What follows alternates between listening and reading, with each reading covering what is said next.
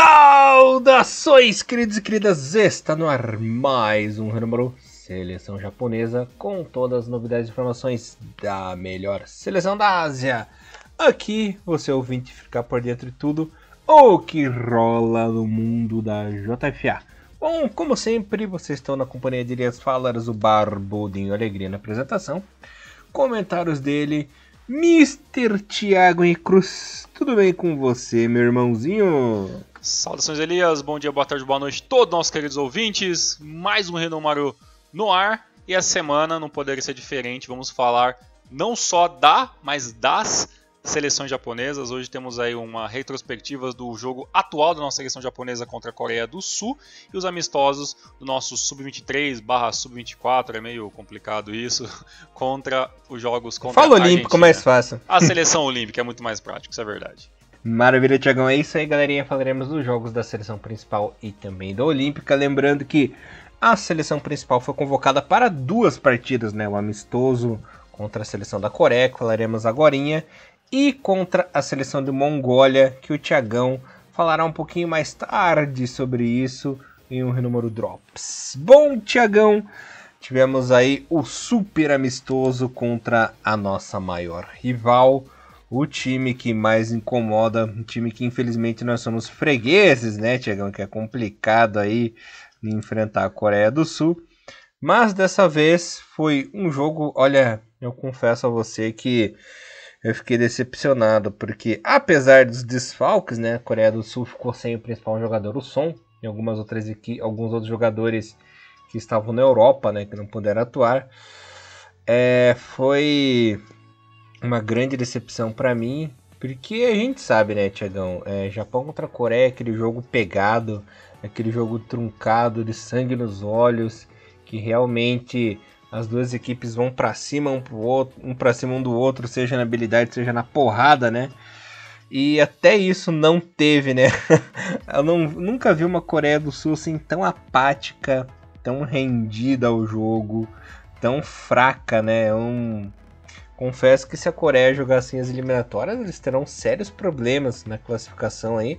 Podem se classificar porque realmente são uma das equipes mais fortes do continente. Mas não vai ser fácil, né? Se jogar desse jeito como jogou contra o Japão, completamente rendido, abatido, bateu pouco, né? Geralmente quando a Coreia tá perdendo, começa a apelar, né? E nem isso, né? Não deu nenhuma resistência. Foi uma Coreia do Sul, assim, decepcionante, morta, que eu fiquei, assim, chateadíssimo, cara. Eu gosto muito do futebol coreano, principalmente esse confronto, né, contra a seleção japonesa. Fiquei, assim, muito triste. Antes de a gente falar aí dos nossos comentários da partida, o Japão entrou em campo com o Shuichi Gonda, Sasaki Tomiyasu, Yoshida Yamane, Wataru Endo, Morita, Minamino Kamada, Junya e Osako, né? E a nossa querida Coreia do Sul entrou com o Ryu Yong-jong, o Kim Ta-hwa, o Park Ji-soo. Não o Park Ji-sung, galera, o Park Ji-soo, tá? O Kim Yong-gun, o Hong Chui, o Nan Tae-hee, né? Que é um jogador conhecidíssimo aí, nosso. Que a gente conhece de vários mini elevens, né, Thiagão? Sim, com certeza. o Woo Young-jun, o Nan Sang-ho, né, que também conhecidíssimo, e o Lim Dong-ju. Na Coreia do Sul entraram no segundo tempo, aqui pela equipe do Paulo Bento, o Kim Seong-gyu, né, um goleiro conhecidíssimo aí, que o Thiagão gosta muito, por sinal. Com certeza. O Lee Jong-hyo, o Jong-woo-yong, o Lee Dong-gyeon e o Kim In-sung, né. Na equipe do Japão entrou o Esaka, o Ogawa, o Furuhashi, o Asano, que perdeu o gol incrível na partida, o Kawabe e o Wakizaka, né, Thiagão? Antes da gente falar dos gols e tudo que ocorreu na partida, você ficou decepcionadaço, né? Broxadaço com essa Coreia do Sul também, né? Ah, sim. Sobre o jogo, é claro que talvez esse começo de Renumero nem seja muito o que os nossos ouvintes estão muito acostumados, né? Porque claro que com certeza o público geral adora ver o Japão. vencendo a Coreia do Sul. Eu vou ser bem sério para vocês, eu nem acho que nos últimos anos a Coreia seja assim nosso grande adversário, né? Como eu até já falei muitos anos atrás, teve alguns anos atrás que eu até sinceramente considerava pior perder para a Austrália do que propriamente para a Coreia, né? Principalmente no começo dos anos 2010 e tudo mais, por causa de pós-2006 e tudo mais, aquele papo que quem é velho de guerra aqui no Rio Negro já sabe.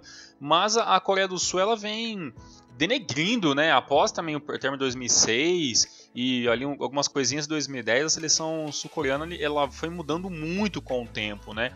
E foi perdendo muito o seu brilho, né? Beleza, tem o Son hoje em dia, tem um outro jogador ou outro ali que faz ali um certo brilhaleco ali em algumas equipes de algumas equipes europeias, mas no total mesmo a seleção sul-coreana hoje ela não é nem sombra do que já foi um dia, né? Como o Elias falou, a gente é assim um certo freguês, muito por causa desse poder que a Coreia tinha. Recentemente, até provavelmente todo mundo deve ter visto, tanto no Hinomaru, quanto no YouTube, quanto nos agregadores de podcast, eu fiz um drops sobre o histórico, né, de confrontos entre Coreia e Japão, e só para quem não viu, né, são até o momento, né, são 77 jogos, já contando com o jogo dessa última semana, com essa 14 vitórias do Japão, 23 empates, e são 40 vitórias da Coreia do Sul, né? Então realmente uma diferença discrepante, né? Mas a Coreia de 2006 para cá vem fazendo algumas partidas bem enxurucas, vencendo algumas vezes o Japão, tanto em 2018, em outras partidas a gente voltou a perder para eles, mas assim, longe de ser aquela Coreia. E o Japão nessa partida, Elias, jogou muito bem, pressionou mais, a Coreia extremamente acuada durante... o primeiro gol sai muito cedo, né? Aos 16 minutos, e o gol do Amani, e isso faz com que a Coreia, que já estava preocupada com o placar, o estilo de jogar, comece a jogar um pouquinho mais retraída, e aí o Japão engole completamente a Coreia, e bem, os números não deixam mentir, né? Foram 20 chutes para a seleção japonesa, contra apenas 6 da Coreia do Sul durante todo o jogo, só que em chances reais de gols foram 10 para o lado japonês, e apenas 1 para a Coreia do Sul. Fora isso, a Coreia do Sul deu alguns chutes ali, algumas tentativas que não deram em nada. E aí na questão de posse de bola, a Coreia do Sul teve um pouco mais, né? O Japão, os últimos anos impõe esse futebol mais rápido, então o Japão abre mão da posse de bola, ficou com 49 contra 51. E a questão de precisão de passes, que eu acho um número bem interessante, 83 para o Japão, 79 para a equipe da Coreia do Sul. Mas, Elias, depois do gol do Amani, sai o segundo gol do Kamada, que no mundo real esse gol não existiria, né? O Kamada ele vem ali levando a bola, né, e bate, né, na saída do goleiro, perdão, na tentativa de defesa ali do defensor sul-coreano. O goleiro acabou indo muito mal na bola e faz o segundo gol, e no final do jogo o Wataru Endo vai lá e faz um belíssimo gol de cabeça, que teve até uma participação diretamente do Asano. Mas fora isso, o Japão dominou a partida, não deixou a Coreia jogar, perdeu muita chance de gol, o que eu acho meio triste, porque se a gente está jogando tão bem, eu acho então que a nossa seleção tinha um pouco sim a obrigação de, por que não, meter uma goleada, né? Já que era para muitos, né? Talvez para mim ou para outra pessoa não seja o maior, mas é atual, mas ainda é o maior derby, a equipe que todo mundo quer vencer, que o Japão nunca perdeu de maneira nenhuma. E aí você vê uma lista de gols perdidas pelo Minamino, pelo Asano, como você disse, uma tentativa ou outra ali do Ito, né, do próprio Osaka. Então assim, e também de toda a galera que entrou no segundo tempo, as substituições foram gigantes ali, várias trocas, o que mudou muitas equipes. E só que o jogo, na minha humilde opinião, não reflete o mundo real, né? O Japão já pegou uma Coreia do Sul extremamente desfalcada, extremamente morta, o que não diminui a positividade dessa vitória para a seleção principal. Mas, Elias, dos 3 gols eu posso dizer que talvez o segundo, com certeza, o Japão não faria em nenhuma seleção do escalão A mundial. E talvez ali o primeiro gol também do Amani, também eu acho que dificilmente uma zaga de primeira linha tomaria aqueles passes com tanta facilidade. No terceiro gol do Taruendo foi uma jogada bem interessante, o Asano agachando para evitar ali o contato na bola, então foi inteligente ali do atacante da seleção japonesa, mas o restante do jogo não foi, né? Foi um treino oficial com uma Coreia extremamente morta, né? Exato, né? Apesar da nubice, né, da defesa coreana, foi um golaço, o segundo, né? Nosso querido Kamada, que pegou na veia ali daquele jeito bem bonito. E eu gostei. Mas a Coreia não deu resistência, né? Não mostrou resistência o jogo inteiro. Tava um time morto. Foi lá pra passear. Foi lá nem aí mesmo. Não deu trabalho algum. Eu acho que o Gonda nem sujou o uniforme dessa partida, apesar de ser clarinho. Não sujou, porque teve um chute a gol no primeiro tempo, se eu não me engano. Minha memória tá meio desgraçada. E no segundo tempo foi pior ainda a situação, né? Uma curiosidade que eu queria falar. Oi, pode falar, Thiago? Desculpa. Não, eu só lembrar só que além de realmente ser esse jogo fácil, né? Eu tava até vendo aqui quando você falava em questão de eliminatórias, né, a Coreia do Sul, nesses fraquíssimos grupos, né, dessa segunda fase aí das eliminatórias, a primeira, né, mas eu conto como segunda porque tem a pré, né, então um bololô de times que saem ontem, aí forma do grupo A até o H, e aí sobe, passa os dois primeiros, e aí nós temos a grande decisão, né, em dois grupos. A Coreia do Sul está no grupo H, com Turcomenistão, Líbano, Coreia do Norte e Sri Lanka, né? E a Coreia do Sul neste momento é segunda com 8 pontos, um a menos do Turcomenistão, que é o primeiro, né? Então nem nas eliminatórias assim tá voando baixo a Coreia. Vai passar com certeza o grupo muito fácil, mas assim realmente não tem vida fácil a Coreia do Sul em nenhuma competição. Continuando aqui o lance do Japão, o Wataru Endo muito seguro, né, Tiagão? Ele tá nitidamente marcada a evolução desse jogador desde que ele foi para a Europa, né? Você vê ele subindo degraus assim muito rígidos, né? Um jogador que vem se tornando aí muito seguro e importante para nós. O Kamada é o outro que vem beliscando uma vaguinha, ele que geralmente é reserva na seleção, né, Thiago? Começa como reserva, aos poucos vem comendo pelas beiradinhas ali e quem sabe possa até roubar uma vaguinha nesse time titular aí, até porque o nosso querido Nakajima anda em baixa, né? Então pode ser a oportunidade do nosso querido Kamada roubar uma vaguinha nesse time titular. O Minami, se continuar vacilando desse jeito, tá vacilando, ele me lembra muito o Ogasawara, né? Que era um jogador que tinha lugar cativo, seleção japonesa, inclusive na mesma posição, né? Tinha aí um lugar cativo na seleção, ia bem, mas era um cara que do nada se desligava, perdia oportunidades de gol, dava umas mancadas e isso custava caro nas partidas. Por sorte, o Japão aí tá com bons goleadores, né? Tem o nosso querido Osako na parte ofensiva que tá muito bem também, tem o Kamada agora que vem salvando e alguns jogadores mais recuados, né, que vem consertando, por exemplo, o próprio Wataru Endo, né, que foi um dos autores dos gols aí. Com certeza. Você falou sobre o Osako, né? Vou começar de trás para frente aí.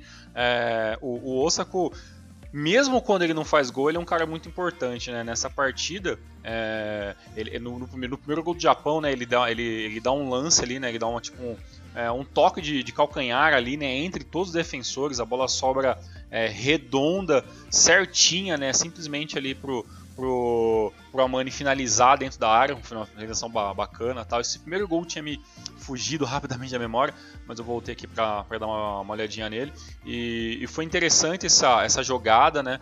Até porque o Osako, né, até por questão de estatura e tudo mais, ele não é um centroavante, é um cara goleador e tudo mais, mas é um cara que sabe jogar muito também, como a gente brincava antigamente, falava isso de falso 9, né, o cara que joga fora da área, né. Então acho que o Osako, mais do que fazer gols, eu acho que ele vem para dar esse último toque de qualidade, né, então o Osako tem essa qualidade bem interessante e o bom, né, que desses três jogadores, né, o Osako, o Kamada e o Wataru Endo, são jogadores que jogam hoje que eu acho que na melhor liga que um japonês pode estar hoje em dia, que é na Bundesliga, né? No futebol alemão, que tem lá o Kamada no Frankfurt, né? Tem o Wataru Endo no Stuttgart, e como tem feito bem, né, para os japoneses o futebol alemão, né? É claro que dificilmente o japonês vai direto para o alemão, normalmente ele passa por alguma recentemente, né? Temos aí bastante jogadores jogando na Bélgica, por exemplo, que é um bom aprendizado para os jogadores depois dar um salto um pouco maior, mas desses 3 jogadores eu acho bem interessante frisar a importância e a evolução que o futebol alemão, que é um futebol forte, futebol pegado, mas ainda um futebol de qualidade na questão do toque, na finalização, na articulação, isso está fazendo muito bem. Na questão do Minamino, né, Elias, é claro que eu fiquei muito chateado com a troca, né, que foi feita, esse empréstimo que foi feito com ele para sair do Liverpool para jogar no Southampton, que é uma equipe interessante, bacana, um histórico muito positivo em alguns momentos, até aonde... Thiagão. Oi. Lembrando que o Southampton, ele é tipo... Não, o pessoal vai ficar bravo comigo, mas ele é tipo um time B do Liverpool, né? Que Sim. sempre o Liverpool tá emprestando esses jogadores aí pra equipe. Então é tipo um estágio. Exato. Que os jogadores mais novos passam, né? E até falam aqui, até no Brasil aqui fala muito das equipes que são meio que irmãs assim e tal, que tem um histórico de troca, de empréstimo de jogadores, né, onde os negócios saem mais fáceis, né? E isso mostra que o Minamino ser emprestado, sendo que o contrato dele vai até 2022, né? Mostra assim que, ó, se ele não tiver ali um retorno que a gente acha, ele vai acabar virando uma moeda de troca pra gente, né? E a gente sabe da qualidade do Minamino, um cara que sabe finalizar muito bem, é um cara rápido, é um cara importante para a seleção japonesa. Então eu acho que, sabe, isso serve um pouco como start. E esse jogo contra a Coreia eu acho que foi uma chance perdida de alguns jogadores mostrar um pouco mais. O próprio Minamino, o Asano, eu até acho que quando ele vem do banco para a equipe no segundo tempo, o Asano ele vem com aquela vontade que ele é o cara que sabe que precisa fazer gols pela seleção, para ele continuar com essa esperança de jogar 2022 viva. Então eu acho que também foi um jogador que acabou perdendo essa possibilidade, mas muito mais pelo Minamino que eu esperava pelo menos um gol. Ainda mais do que mostrou a seleção sul-coreana, com uma defesa extremamente aberta. O terceiro gol do Wataru Endo tinha 7 defensores dentro da área e apenas 4 atacantes japoneses, jogadores japoneses, até que fez o gol do volante japonês. E bem, acho que se vocês verem para quem não viu o jogo, ver os links aí dos melhores momentos, que dá em torno de uns 8, 9 minutos, vocês vão ver que é uma chuva de gols perdidos. O Japão poderia fazer pelo menos 5 ou 6 gols, que daria uma outra visão isso, né? Imagina se o Japão vence por 6-0 a Coreia do Sul, um derby asiático, né? O maior derby do leste asiático, e como que essa matéria ia repercutir, né? E como que o Japão poderia trazer isso ao seu benefício para uma próxima partida contra uma seleção fraquíssima, que é a seleção da Mongólia. A gente vai até fazer um drop sobre isso depois, até porque é um jogo que, se der tudo certo, o Japão tem a obrigação de vencer pelo menos por 3-4-0.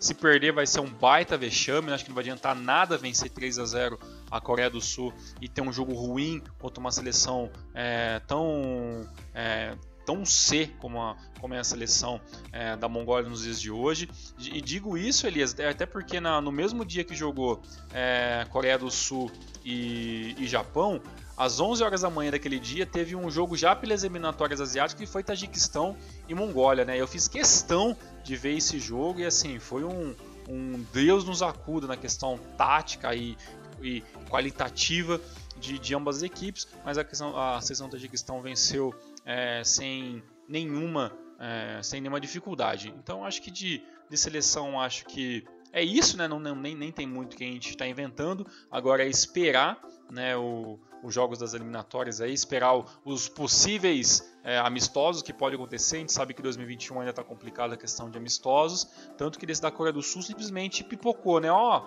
parece que vai ter um amistoso aí, né? Ó, tá para confirmar. E aí, pintou oportunidade. Pintou oportunidade, vamos fazer. Ó, vai ter público, pum, apareceu, já teve a convocação.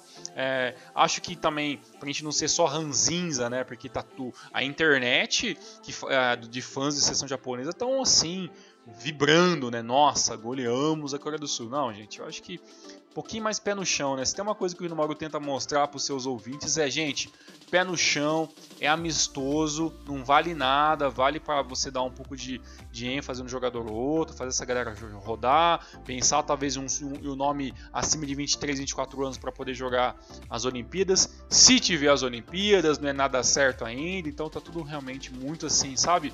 Pisando em ovos, porque a situação momentânea é isso. E você falou sobre Nakajima, né, Elias? Um detalhe que eu acabei esquecendo e pondero voltando. Para mim, Nakajima e seleção são duas palavras que, na minha opinião, já não andam mais juntas. Eu acho que eu, sinceramente, não acredito mais no retorno Nakajima, pelo menos para até 2022 para a seleção. Eu acho que é um jogador que tem que repensar a carreira, recomeçar, colocar um pouco da cabeça no lugar em questão de contrato, realmente não só de contrato, mas também de tempo jogando bola. O Nakajima vem jogando muita pouca bola, independentemente da equipe que ele está. Então eu acho que, infelizmente, o Shuhei Nakajima vai entrar rapidamente para aquela nossa lista de flops da seleção japonesa, né? Então, bem. E o último detalhe, né, que a seleção sul-coreana começou a bater muito após o segundo gol, então a equipe começou com um anti-fair play muito feio ali. Mas até que bateu pouco. Comparado com os últimos anos, até que bateu um pouco, né? Mas algumas rixas meio bestas ali, né? O seu Sasaki também, que não é muito flor que se chegue, né? O Amano em algumas situações ali e tal, né? Até o próprio Morita ali se engralfinhando entre um jogador ou outro ali, umas briguinhas meio bestas. Enquanto isso, os dois lords da defesa japonesa, Tomiyasu e Yoshida, estavam simplesmente vendo de camarote, já que nenhum dos dois foi acionado nenhuma vez durante a partida. E o Gondo com a pipoquinha na mão. Exatamente. E só para informar os substitutos, né? Entrou o Gawa no segundo tempo, entrou o Akisaka, entrou o Asano, como nós conversamos, entrou o Esaka, que foi interessante ver ele jogando, também entrou o Furuhachi, que eu até esperava um pouquinho mais, fez muita pouca coisa. Então esses foram os jogadores que substituíram dentro da seleção japonesa no segundo tempo, de Japão 3, Coreia do Sul 0. Seria Nakajima o novo Yoshinori Muto? Quem sabe?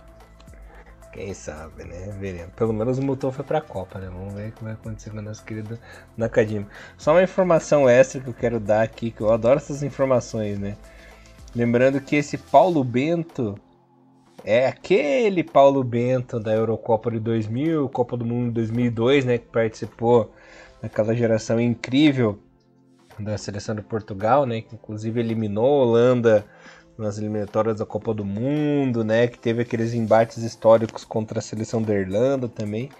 É ele mesmo, né? Lembrando que o Paulo Bento já teve passagem pelo Brasil, né? Treinou o Cruzeiro em 2016 e também fez aí uma duplinha com o Sapinto, né? Aquele mesmo Sapinto que também é treinador hoje em dia, que também passou pelo Brasil, né? Treinou recentemente aí o Vasco. Você vê, né? Essa escola de treinadores portugueses tem habitado o mundo do futebol, literalmente, né? Eu, sinceramente, não lembro muito da passagem do Bento pelo Cruzeiro, nem sei se foi tão longa assim, mas o Sapinto teve um bate e volta, né? As coisas não deram muito certo, a questão do Vasco também é uma bagunça completa, né? Tem uma história um pouco mais recente, né? Isso aconteceu na temporada passada. E, bem, interessante, bem legal. Eu lembro mais do Bento jogando bola do que como técnico, sinceramente, mas muito legal essas informações, é bom lembrar. E quem joga os Winning Eleven antigos aí com certeza vai acabar trombando com o Bento aí na seleção portuguesa. Aí o Winning Eleven 5, 6, 7 tá ainda lá na equipe aí. Lembrando que o Paulo Bento ele tem experiência em torneios internacionais, né? Não só como jogador, como de técnico. Como treinador, ele treinou a seleção de Portugal na Euro 2012, que foi até semifinal, e também na Copa de 2014, aqui no Brasil. Muito bom. Maravilha.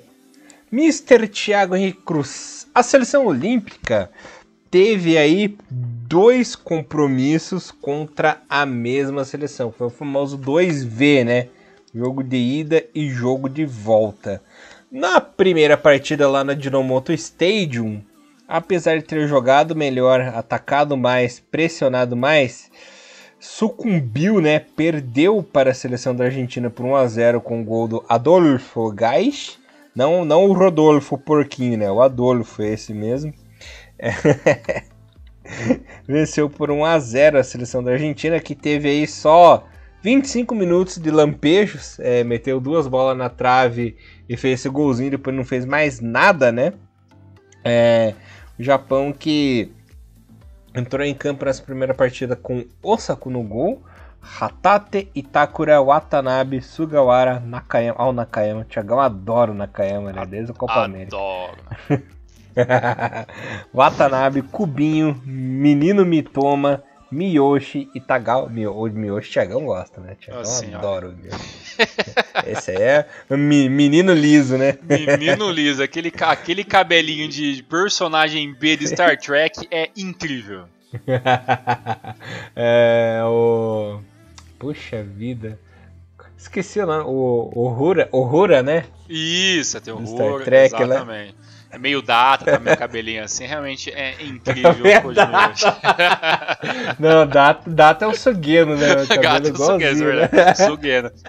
Da mesma cor do Sugeno novo. Aí o Sugeno foi ficando meio velho, o robô ficou ficando meio amarelado, meio esquisito, né? Mas era nesse naipe. A sucata. Foi pegando nicotina, né? Os caras fumando perto, ela foi amarelando. Isso, é bem isso. Aquele amarelo bem Marlboro assim mesmo, viu? Marlboro. Ai, meu Deus do céu. Vou ser bem sério pra vocês. Eu acho que vai lá sobre esses jogos do Sub-23 / Sub-24, que é meio confuso agora, né? Parece. Depois eu vou até perguntar melhor sobre isso com você. Mas eu acho que vai ser mais legal falar porque o primeiro jogo foi meio triste ver a Coreia do Sul, mas nesse jogo foi mais legal. Por quê? Olha que inteligente essa ideia, Elias. Já que você não pode ter muitos campeonatos agora e tá tudo muito complicado, e você vai fazer os caras viajar até o Japão, isso serviria também para a Coreia do Sul. Por que então não fazer 2 amistosos, então, né? Porque o amistoso com ida, tá ligado? Dá uma nova ideia de jogo, né? Porque o primeiro, se fosse só o primeiro jogo, Japão 0, Argentina 1, você falaria, puta merda, sabe? Ficaria aquele negócio, pô, dava pra ter empatado. Porque assim, o Japão começou meio ali, né, com a perna um pouco mole, e claro, a Argentina, catimbeira, futebol sul-americano, aquele velho papo que tá todo mundo cansado de saber. Tudo bem que a Argentina começou melhor o jogo, antes de fazer o gol ali com o camisa 9 ali, o Adolfo Gait, já tinha batido uma bola na trave, o Japão tinha tentado uma descida ou outra ali com o Mitoma, com o Miyoshi, o próprio Tagawa tinha perdido ali uma micro chance, ficado bravo desde o começo do jogo, então mostrando que a seleção da molecada também queria jogo e também queria jogar sério, né?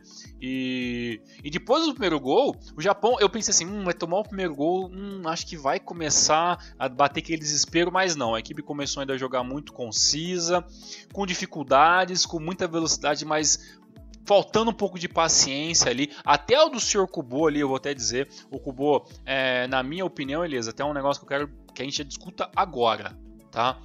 Beleza, o Kubo ainda é muito jovem e tudo mais, mas ele tem sim já um protagonismo dentro dessa seleção olímpica. Ele é considerado por todo mundo o craque dessa seleção olímpica japonesa, dessa geração, por toda a história, todo esse negócio de mestre japonês, tudo isso que a mídia jogou um pouco nas costas, que eu tenho certeza que a gente já discutiu isso em algum outro renúmero antigo, que sabe, que a gente é completamente contra esses apelidos, mestre japonês, o fulano não sei o que. Eu acho que não é por aí que a banda toca.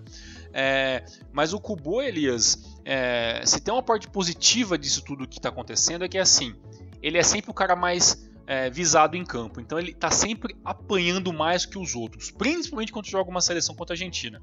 Mas eu começo a achar, Elias, que assim, essa história de Kubo, o nome mais importante da seleção olímpica, sabe quando o seu hype vai abaixando?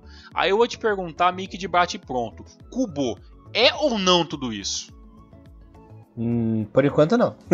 Não, então não tô ficando louco, né? Porque assim, pô, de legal. Não tá louco não. Bacana, legal, velocidade e tal. Mas assim, até acho, eu vou ser sincero, eu até acho uma forçação de barra colocar o Kubo pra bater falta, por exemplo. Que eu acho também que não é muito a dele. Até porque eu acho que o futebol mundial e também o Japão tá com uma certa falta de bons batedores de falta. E o Kubo pode ser até meio experiente, bate bem, põe um efeitinho, mas assim, eu acho que tá na hora da seleção, quanto antes, sabe? Já, ô, Kubo, você vai fazer isso aqui, mas você não vai bater falta porque a gente vai tentar colocar um outro cara ali, entendeu? Porque eu acho que estão deixando ele fazer muita coisa em campo, entendeu? E é mais pressão no moleque que não tá jogando tão bem, que mudou de equipe recentemente, sabe? Que não tá despontando como todos os jornalistas japoneses falaram que ele iria estar despontando, que seria igual o Neymar foi no Brasil. Então acho que assim, menos é mais. Eu acho que, sabe, quando eu vejo ele batendo falta, eu falo, mano, acho que não é pro Kubo fazer um negócio desse, ainda mais agora, sabe? Então você acha que estão botando muita pressão e muito serviço dentro de campo para ele, é isso? Eu acho que é muita pressão dentro de campo, eu acho que é muito marketing fora de campo. Também tem que ver também como que é a cabeça desse menino também, entendeu? Lembrando que o Kubo tem só 19 anos, entendeu? Então, tipo assim, sabe, eu acho que se você colocar na mão desse cara o que fizeram com o Neymar aqui no Brasil, entendeu? É muito perigoso, entendeu? Na questão do Neymar deu certo, o cara foi lá, ganhou título, foi na Europa, é um fenômeno, é o jogador da seleção brasileira, mas não ganhou Copa. Mas mesmo assim, não, eu acho que o Neymar não rendeu tudo o que pilham nele. Você acha, cara? Eu acho. Cara, me diga uma coisa. Tirando o Santos, uma pergunta sincera, agora falando de futebol brasileiro pra você. Tirando o Santos, que time o Neymar foi protagonista? Não, protagonista. Assim, ele é mais protagonista Principal. Agora no PSG. Porque assim. Mas mesmo assim. Não, nem no PSG, cara. O Mbappé é o principal jogador de longe. Tá, sim, é verdade. Podemos pensar, Assim, porque olha, falando de futebol brasileiro agora, o principal jogador da seleção brasileira, ele sempre foi uma unanimidade, uma referência em seus clubes, né? Os últimos que passaram. Você via Zico, começando lá nos anos 80, Zico, Romário, Ronaldo, o Careca, né, em 90, apesar do Maradona tá lá, né, também, mas mesmo assim o cara era o principal. Você vê em 2006, o principal era o Ronaldinho, né, em 2010 é o Kaká. Aí chegou 2014, o Neymar já tava lá no Barcelona, mas o principal era o Messi, sabe? Em 2018 já era o Mbappé que tava arrebentando, então é complicado. A mídia, cara, ela pode ser pro jogador de futebol. Eu sou jornalista, né? Eu entendo do assunto, não querendo me exibir, mas a mídia, ela pode ser a melhor amiga do jogador, como pode ser o pior inimigo, porque como ela pode subir, ela pode descer. E isso é um veneno, cara. É um veneno pro jogador. Sim, com certeza a mídia é um negócio que você tem que meio que ficar meio de longe ali, né? Porque se você abraçar o que a mídia fala, você tá perdido. Porque ou ela te exalta, ou ela te joga lá pra baixo, né? Isso é unânime, né? Eu até acho, sinceramente, Elias, ainda só pra finalizar ainda esse papo de Neymar, né, que é o nosso exemplo de Kubo, né, de que apareceu em outro país e deu muito certo. Eu acho que quando ele sai do Barcelona, porque no Barcelona o Neymar tinha aquele negócio assim, pô, ele não é o principal, mas ele é o cara essencial para fazer essa bagaça aqui rodar, né, que aquele esquema que era Suárez, Messi e Neymar, né, era o trio, né, ofensivo ali. E aí quando ele chega no PSG, ele vem com esse status de, pô, ele é um cara do trio ali, tá ligado? E ele vem pra cá pra ser o cara. E aí beleza, aí bateu de frente com outros jogadores que estavam começando, que já estavam um pouco lá, que era menino de base, e aí depois de 2 anos, bum, explodiu todo mundo meio junto e o Neymar tava no meio daquele bolo, né? Só que é um cara com um salário altíssimo, né? Que claro, vence tudo lá dentro do futebol francês, porque dentro do futebol francês só tem uma equipe forte, né? E um monte de outros que corre atrás do campeonato, né? Pelo menos assim que eu vejo hoje o campeonato francês. Agora, no caso do Kubo, Elias, né, você vê, né, pô, beleza, saiu da equipe que tava, foi pro, que eu nem lembro qual que é a primeira equipe que ele tava, que depois ele foi pro Villarreal, e depois até você me lembra aí, se você lembrar o nome da primeira equipe que ele foi, estava no Mallorca, beleza, foi pro Villarreal, né, opa, beleza, Villarreal, não sei o que, não deu certo, vai pro Getafe, né, mas por que foi pro Getafe? Porque lá ele vai ter mais tempo de jogo, lá ele não tem ninguém que bata a concorrência com ele na mesma posição, e que ele precisa jogar, que o Kubo precisa de tempo de jogo, então sabe, começa a ter uma forçação fora de campo, né? Começa você ver que essas mudanças de equipes não é o que o jogador quer, é o que o empresário tá falando, é o que a mídia fala. Então assim, isso é muito... Vitrine, né? Exatamente, muita vitrine e realmente muito complicado. Mas depois do Japão ter tomado o primeiro gol de cabeça, né? Um gol até muito besta, porque o próprio atacante da seleção ali da Argentina tinha a chance para fazer um outro gol logo em seguida. O jogo acabou se nivelando um pouco, o Japão com mais chances de gol, mas no final das contas o Japão mais se livrou de algumas chances claras que a Argentina perdeu do que realmente faltou aquele toque final para fazer o gol, né? Então até que 1-0 não foi ruim o resultado, mas ficou com aquele gostinho amargo ali de que poderia fazer mais, né? E aí, alguns dias depois, né, nem se chegou das 7 dias exatos, teve o segundo jogo, né, que aconteceu hoje na parte da manhã aqui no Brasil, 7 e pouco lá no Japão, e esse jogo, agora sim, né, o Japão com algumas mudanças, não táticas, mas sim algumas mudanças de jogadores e posicionamentos. 3 dias depois. 3 dias depois, mudou completamente o estilo do jogo. Claro que a Argentina também veio com uma mudança em outra ali. E aí, já acostumado a jogar com o futebol argentino e dando tempo para se trabalhar em cima da tática da equipe, o Japão foi lá e mostrou um outro futebol, né, Elias? Uhum. Você vê um Japão mais ofensivo, que vem pressionando mais, com toque de bola rápido. Aliás, eu até gostei da atitude agressiva dessa seleção japonesa, não só do futebol, como de bater mesmo. Você viu que os jogadores japoneses não aliviavam, disputavam mesmo, principalmente o menino Mitoma, né, que foi bem agressivo na partida. É um time que no jogo de corpo não vinha com aqueles braços mole, com aquele corpo mole, né? Realmente estava dando combate, assim, tanto que até tiveram uns desentendimentos com os jogadores do ataque da Argentina com a defesa japonesa, né? Se não me engano foi uma treta do Gás com Matida, não lembro muito bem, agora minha memória tá uma desgraça, cara. Mas assim, isso me impressionou também. Outra coisa que me impressionou na partida foram 2 gols de cabeça, né? O Japão fazendo 2 gols de cabeça numa partida. Muito interessante. Apesar das falhas defensivas, né? Da seleção da Argentina. Mas também é um milagre. Nessa equipe titular jogou o Tani, o Hara que o Thiagão adora também da Copa América, né? O Seco, Matida, o Koga, o Itakura, o Aotanaka, que é um jogador que a gente gosta muito, né, Thiago? Isso aí promete muito. Kubo, o Soma, menino mexino, nosso escocês voador, né, Thiagão? Que a gente gosta muito também. E o Hayashi.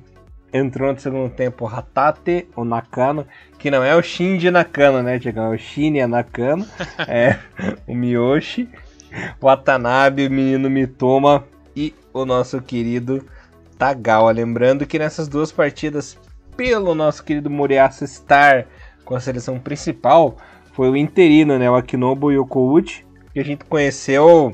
não, você não tava no dia, que pena. Mas o Yokouchi, eu e o nosso querido Thiago Bontempo, nós vimos lá no CT de São Paulo, que tava na comissão técnica lá. Olha só, tá, então ele tava só como interino porque, né, o Moriyasu estava com...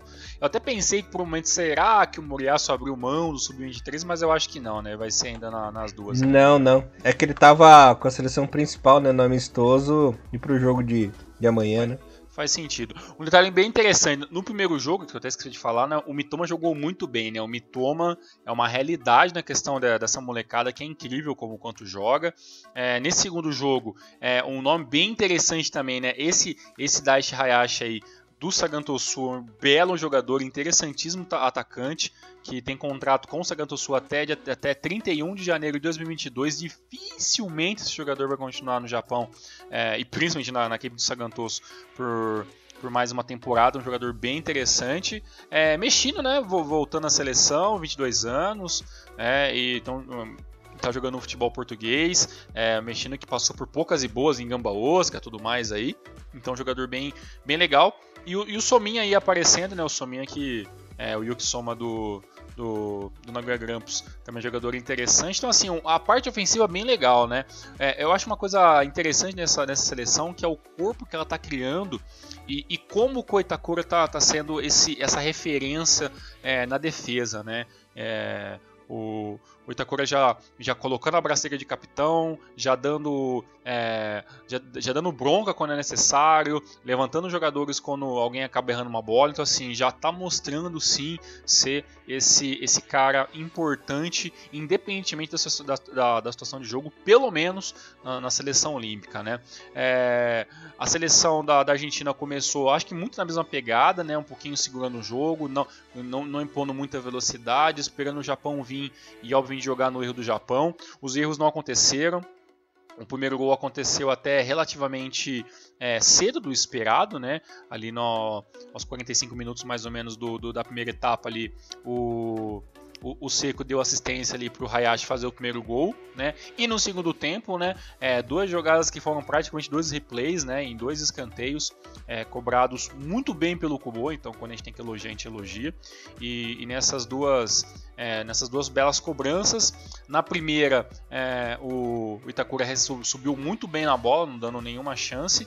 E no terceiro gol ali, que aconteceu aos 73 minutos da segunda etapa, outra cobrança de escanteio do Kubo, e o Itakura conseguiu ali se impor um pouco mais à frente do seu defensor ali, conseguiu mais uma cabeçada e mais um gol, e aí praticamente liquidando a fatura, né? Mas muito antes de acontecer o segundo gol, o coach ali, né, o senhor Fernando Batista ali, que estava ali no banco de reserva da seleção da Argentina, já estava reclamando bastante, tomou amarelo, né, já estava reclamando muito de arbitragem. Os jogadores argentinos começaram a bater mais do que normalmente já batem mais algumas brigas durante a partida, mas depois do 3-0 foi realmente apenas esperar o tempo passar, né, porque a Argentina é mais ou menos a Coreia do Sul, né, só que na América, né. São duas equipes que não gostam nem um pouco de perder, que reclamam muito quando estão perdendo, e é nítido como eles param de jogar quando o jogo está perdido, né? Eles simplesmente ficam ali na defesa,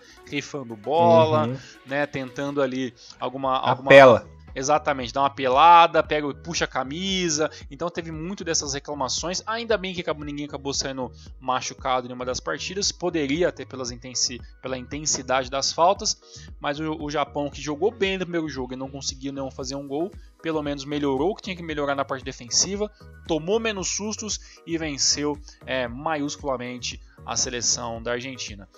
É assim que se joga Japão principal, né? Faz quantos gols consegue fazer. Não aconteceu contra a Coreia do Sul, né? A gente viu lá a galera brincando de bobinho, parando a bola perto da área, chutando, tentando fazer gol de bolinha cavada, né? Que nem o Sr. Minamo tentou fazer, né? Realmente é bola no chão e fazer quantos gols dá. Eu tenho certeza absoluta que se tivesse mais 30 minutos de jogo, o Japão tinha feito pelo menos mais 2 gols. Venceu e convenceu, né? Com certeza. Muito bem. Tiagão, esqueci de comentar, o nosso querido Yoko Uchi, ele foi o técnico do torneio de Toulon. Ah, olha aí. Então, ele é interino, mas já tem uns esqueminhas de como é que funcionam as coisas, né? Exato. Muito bom, é um bom nome. Você via como... um bom nome, um bom treinador. Pelo menos, se ele não der certo, Elias, pelo menos tem que ser de uma coisa. Com ele, não tem linha de 3 zagueiros. Graças a Deus. Elias, tem alguma informação sobre possíveis amistosos do Sub-23 ou tá ainda realmente embolado igual tá tudo em questão de seleção? Não, tá tudo embolado. Até onde eu sei, eu tô falando aqui muito da minha cabeça. Não tem previsão ainda. O COI, se me engano, ele vai ter uma agora em abril. Eu vi uma matéria em inglês falando que o COI vai que é o Comitê Olímpico, né, vai fazer uma reunião em questão do Japão, ver como é que está a questão de vacinação, para estar decidindo aí se vai ter realmente as Olimpíadas agora no meio do ano, ou se vai ser jogado realmente, como já teve algumas informações que falou que possivelmente as Olimpíadas podem acontecer mais perto do final do ano. A gente está falando de vez de acontecer agora em julho, em agosto, e jogado lá para novembro. Então tem essas ideias. A única coisa que eu sei que é meio que certeza é que se não acontecer as Olimpíadas agora no meio do ano ou no final do ano, provavelmente ela seja cancelada. Pelo menos são esses os boatos fortes que rolam desde janeiro. Bom, Tiagão, falando dos jogos que você comentou, assim, eu falo embolada porque não tem adversário ainda, mas temos datas reservadas. Possivelmente teremos um amistoso no dia 5 de junho, a confirmar ainda, contra alguém lá em Fukuoka. Outro jogo em Toyota no dia 12 de junho. Em julho vamos ter a Kirin Challenge Cup, né? Por enquanto um adversário confirmado que é a seleção da Espanha, que aceitou o convite. Também de seleções olímpicas, né? No dia 12 de julho em Osaka não temos adversário, mas no dia 17 a Espanha já confirmou. Que vai ser lá em Hyogo, né? Região de Kobe ali. E aí, os jogos das Olimpíadas, né? Em julho, que não sabemos se será em julho, se será em agosto, no fim do ano, ou se ainda terá, né? Vamos esperar aí para ver o que acontece. Você havia me perguntado no começo do programa como que é esse Sub-24, né? Isso. É que, assim, para quem não tá sabendo, como a gente previu ano passado, né, Tiagão? Eles congelaram as idades olímpicas e transformaram o Sub-23 em Sub-24 porque é injusto, né? Com as seleções que vinham treinando, vinham aí jogando as suas eliminatórias, vinham revelando aí seus craques para a seleção olímpica. E claro, obviamente, esse ano muitos jogadores que tinham 23 ano passado vão fazer 24, porque é a natureza, né? A gente faz aniversário, a gente fica mais velho. Então esse ano atípico, né? Eles congelaram as idades e aumentaram para Sub-24, por isso. Ah, entendi. Então, beleza. Então, no caso, então vai ser vai ser um Japão Sub-24, então, né? Nas Olimpíadas, né? Entendi. Muito bom. Bem, é legal que tem algumas datas reservadas, então, possivelmente, se tudo der certo, como está mostrando essa evolução da vacinação no Japão, as coisas podem melhorar lá muito mais rápido do que vai melhorar aqui no Brasil, infelizmente. Então, é bem provável que lá vai ser um lugar ideal para esses jogos acontecerem. Se tem alguma chance dessas Olimpíadas estarem realmente saindo do papel em 2021, no continente asiático, no país do Japão, onde a vacinação está, pelo que a gente está vendo pelos noticiários, caminhando a passos positivos, né? Então a gente vai aguardar que isso continue, que isso também aconteça aqui no nosso querido Brasilzinho de meu Deus, né? Que realmente as coisas estão complicadas. E é claro, qualquer informação, qualquer notícia extra, a gente dará na nossa página do Facebook. Um detalhe bem interessante, Elias, que eu acabei esquecendo de falar no começo do nosso programa, que é sobre os drops. Galera, não são todos os drops que nós colocamos no nosso canal do YouTube. Por quê? Os drops são programas mais curtos. Eu até coloquei sobre a Coreia do Sul, mas tem muitos que ficam apenas nos agregadores de podcast. Então, eu indico a vocês que, além de a gente agradecer muito por vocês estarem acompanhando a gente no YouTube, mas que vocês também procurem por Hinomaru Podcast em qualquer lugar onde vocês estão acostumados a ouvir seja podcasts, seja no Google Podcast, seja no Deezer, seja pelo iTunes, seja pelo Spotify, seja por onde for. Porque quando não temos nossos programas regulares, com certeza temos no meio da semana algum programinha especialzinho, curtinho, lá nos agregadores especialmente. Fora isso, a gente aguarda mais informações e logo voltamos com mais Hinomaru, meu querido amigo. É isso aí, Mr. Thiago Cruz. Tava com saudades de poder comentar e falar da seleção japonesa, né? Que a gente tem falado pouco aí, devido a esse mundo caótico que espero que esteja mais pro fim, né? Que a gente já não aguenta mais. Espero que a coisa melhore. Vamos torcer. Vamos torcer por um futuro melhor, né? É isso aí. É isso aí, galerinha. Voltamos mais na semana que vem. Desta vez com o J-League de sempre, né, Thiagão? É isso aí. E o Thiagão com o Hinomaru Drops falando do jogo das eliminatórias. É isso? Fechou? Até semana que vem, meu querido amigo. Galerinha, até semana que vem. Um abraço, Thiagão e Hinomaru, levando o melhor futebol japonês pra vocês, galera. Valeu! Abraço. Tchau, tchau. Sayonara!